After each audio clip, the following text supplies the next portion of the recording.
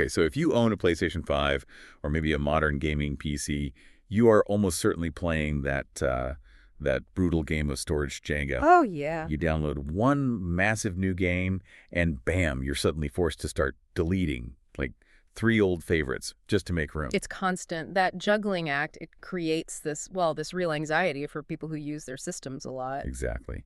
And upgrading your storage, it should feel like a solution, right? Not a compromise. But then you look at all the options. All these high-speed M.2 NVMe drives, and picking the right one, it can feel pretty daunting. And it's not just about the size anymore, is it? Yeah. The second you trade performance for capacity, especially on a PS5 or a good PC, you've basically just created a new bottleneck. Right. Putting a slow drive in a fast machine kind of misses the whole point of that next-gen speed. Absolutely. Which brings us nicely to today's deep dive topic, the Crucial P310 4TB PS5 SSD. It's an M.2 NVMe PCIe Gen4 drive, and this one comes with an integrated heatsink. So we've looked at the source review material, and we want to figure out if this premium drive really delivers that ultimate mix of speed, capacity, and, zero hassle for serious users. Makes sense. But before we dive into the big numbers, maybe we should quickly unpack those terms. M.2 NVMe PCIe Gen4. Make it sound a bit like alphabet soup. Yeah, it definitely can be overwhelming. Think of it like this. M.2, that's just the physical shape, like a small stick of gum, basically. Okay, the form factor. Right. Then NVMe, that's the protocol. It's like the express lane for data transfer. It talks straight to the system's CPU much, much faster than the older SATA drives. Gotcha. Direct connection. Exactly. And PCIe Gen4. That's the speed limit on that express lane. And right now, Gen 4's speed limit is, it's extremely high, which is why we see these really impressive performance numbers we're about to talk about. Okay, let's unpack this then. Our mission here is to see if this drive is genuinely the ultimate future-proofing upgrade, something that actually justifies what seems like a pretty premium price tag. Right. And where better to start than, the sheer scale of the capacity. 4 terabytes. I mean, that's the big headline, isn't it? For anyone who feels like they're constantly running out of space. 4 terabytes. Not long ago, that was like server rack territory for slow, clunky hard drives. Now it fits in the palm of your hand. It's incredible progress. So what does that huge capacity actually mean for you, the listener? Maybe someone used to managing, 500 gigs or a terabyte of usable space. Well, the source material really hammers this home. It says 4 TB gives you enough room for hundreds of modern games. Hundreds? Yeah. So for a PS5 owner, that translates to just enormous convenience.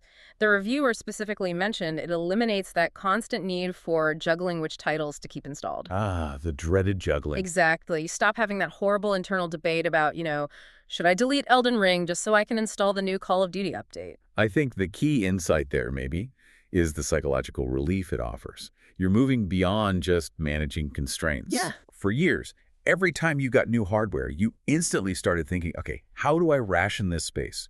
With 4 terabytes, for most console players, maybe even high-volume PC gamers, storage just kind of stops being an issue. You install it, and you basically forget about it. And that freedom, it's massive. And it applies just as much to PC users, too. Console folks love storing tons of games, sure, but PC users get that same 4 TB benefit for handling, like the source says, large-scale installs and heavy media files to sit comfortably. Right, like video editing files. Exactly. If you're a content creator working with 4K, maybe even 8K video, or perhaps a developer with huge code libraries, that space is just as vital for a smooth workflow. No more shuffling external drives around. Okay, so space problem not solved. Big check mark there. But like you said earlier, capacity alone isn't the whole story if the drive slows things down. Definitely not. Capacity is great, sure, but it's kind of pointless without speed. So this is where the Crucial P310 really needs to earn its stripes. Here's where it gets really interesting. Let's talk performance numbers. Right. This is its core strength. The spec sheet boasts maximum sequential read speeds of up to 7,100 megabytes. 7,100 megabytes per second. Yeah, that's a key figure. It puts this drive firmly up there with the fastest consumer drives you can buy today. Okay, but let's push back a bit. We know the PS5, its minimum requirement is around 5,500 millibeats to work properly, right, to match its internal drive. Correct. So why aim for 7,100 millibeats? Is that just overkill for future-proofing, or does that extra headroom actually help the PS5 somehow? That's a really good question. It's less about the absolute peak number and more about stability and consistency. Right. So yes, the PS5 needs 5,500 millibs, but having that ceiling way up at 7,100 millibs gives you critical reassurance. First, it guarantees the drive never dips below that minimum, even if it's under heavy load or being used for a long time. Right, no slowdowns. And second, it's about sustained performance. You know, when drives get pushed really hard, sometimes they can throttle, they slow down to manage heat or whatever. Running with this much higher maximum capacity ensures you consistently get those rapid load times. The source described it as almost negligible load times, even in the most demanding titles. Okay, so that extra, 1,600 megabytes per second? Yeah. It isn't necessarily making your game load instantaneously faster than a 5500 drive might on its best day, but it's guaranteeing you reliably get that top-tier speed every single time across the whole 4 terabytes. That's it, exactly. It ensures the SSD is perfectly matched to the console's high-speed needs without you ever having to worry about thermal throttling or performance dropping off under pressure. Makes sense. And the source also noted that even things like installing games or transferring files felt noticeably faster compared to other high-end drives the reviewer had tested before. And that sustained performance, that's vital. What about for PC users? How does that 7,100 megabytes translate when you're not plugged into the PS5 specific architecture? For desktop users, yeah, this speed makes the P310 a really solid choice for gamers and content creators alike. It basically just removes storage as a bottleneck. No more waiting. Pretty much. Yeah. If you're opening huge project files in, say, Premiere Pro, or running complex simulations, maybe gaming at 4K with those massive high-res texture packs, getting data instantly is key to avoiding those little stutters or just long waiting times. It makes sure your storage isn't the weak link in your PC build. Okay, sustained speed is crucial, but pushing 7,100 megabytes per second nonstop, that must generate a ton of heat, right? It certainly can. And heat, as we know, is the enemy of stability and speed, which leads us perfectly into the design side of things, specifically that included heatsink. Yeah, the heatsink isn't just a nice-to-have here. It's pretty much essential for drives running this fast. The source calls it a practical touch, and it's all about thermal management. Keeping things cool. Right. Its job is providing that extra thermal protection, making sure the SSD stays at its optimal temperature, especially during those extended gaming or editing sessions. And I like that the review actually checked this in the real world. It mentioned the drive stayed cool to the touch, even after hours of heavy use. That's huge reassurance, especially since, let's be honest, most people install these in a PS5 and probably never open the console up again. Absolutely. And that brings us straight to the installation itself. The fact that the heatsink comes pre-installed, that makes the whole process much simpler, particularly for the PS5. Okay, tell us about that ease of installation, because that's often where people hesitate, right? They don't want to fiddle with tiny screws or worry about applying thermal pads correctly. Yeah, it can be fiddly. Did the reviewer mention any issues with, like, the PS5's M.2 slot cover or fitting it onto crowded PC motherboards? Just saying it's painless might gloss over some potential headaches. No, that's fair skepticism. But the source suggests this integrated design actually avoids most of those common problems. Because the heatsink is built specifically for this drive, it apparently fits cleanly into the PS5's M.2 bay. No need for additional thermal pads or modifications. Ah, okay. No guesswork. Right.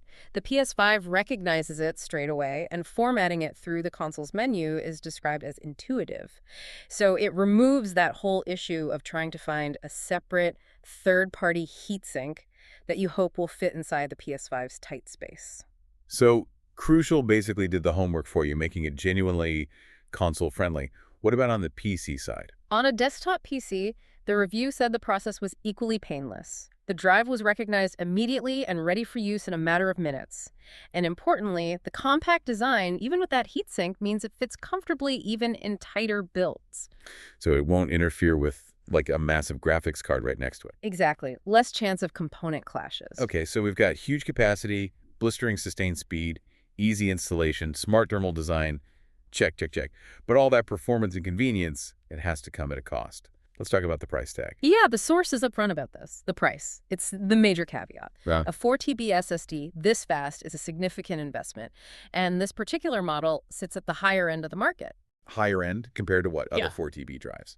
or just smaller ones? Compared to similar 4TB Gen4 drives, especially those that might not have such a well-integrated heatsink solution or ones that don't quite hit these sustained speeds, and definitely compared to, say, 1TB or 2TB models. Right. This is where the rubber meets the road, isn't it? Yeah. A 2 TB high-speed drive is significantly cheaper. If I only play, I don't know, 5 or 6 huge games a year, how do I justify spending maybe 50% more, maybe even more for this 4TB model? Yeah. We need some context for that value proposition. Okay, if we try and connect this to the bigger picture, I think the justification shifts away from immediate need and towards freedom and long-term value. Freedom from juggling. Freedom from juggling, freedom from worrying about space at all. Look, for someone who only plays games occasionally, maybe 2TB is perfectly fine. But for that serious user, the person may be running multiple OS partitions or maintaining a huge media library on their PC, constantly editing large video files, or the gamer who genuinely has a backlog of 30, 40, 50 installed games. Yeah? For that person, the 4TB drive potentially offers the best long-term value because it just eliminates the need to think about upgrading storage again for potentially years. So you're paying not just for the gigabytes, but for the end of storage management.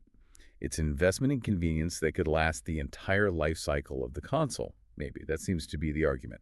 The justification is in the combination. The massive capacity, the guaranteed top-tier speed, and the proven thermal management with that integrated heatsink.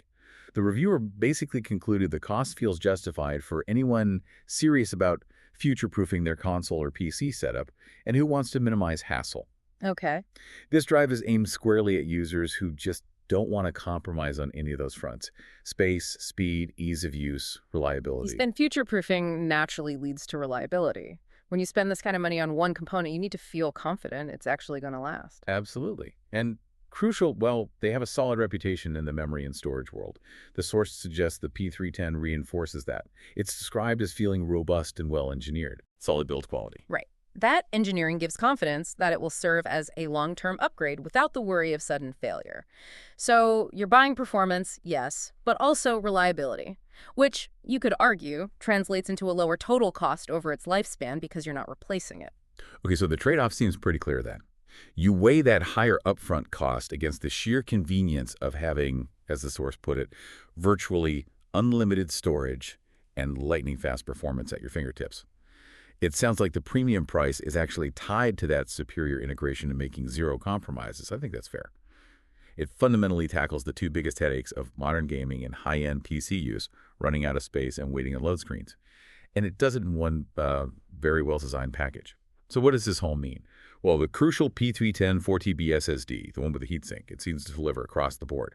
We're talking truly blistering 7100 megas sustained speeds, that ample 4TB storage, which just kills storage anxiety, and a thoughtful, dependable design with that integrated thermal solution that makes installation easy. For serious PS5 and PC users, people looking for a genuine long-term solution, this really does stand out as a compelling premium choice, and it solves problems before they even start.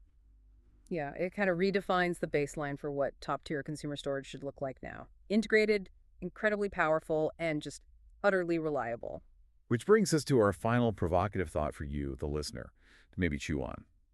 Given that a drive like this offers virtually unlimited storage and lightning-fast performance, effectively eliminating those traditional bottlenecks, how does this fundamentally change the way we should evaluate the long-term value of any high-performance hardware upgrade? Interesting question. If raw performance is no longer capped by the component itself, should we maybe start evaluating future upgrades almost entirely on things like the convenience of integration and the guaranteed longevity that comes from solid thermal stability? Something to think about as you plan your next big digital expansion.